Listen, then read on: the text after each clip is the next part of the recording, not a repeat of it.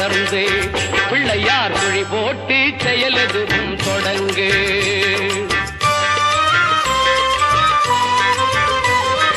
அழியாத பெருஞ்செல்வம் அவனே, இல்லையானந்த கூத்தலின் மகனே, இல்லையானந்த கூத்தலின் மகனே, பிள்ளையார் குழி போட்டு செயலெதுவும் தொடங்கு.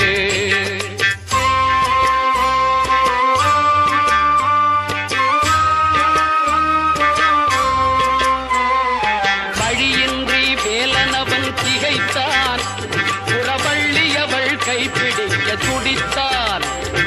வழியின்றி வேலனவன் திகைத்தான்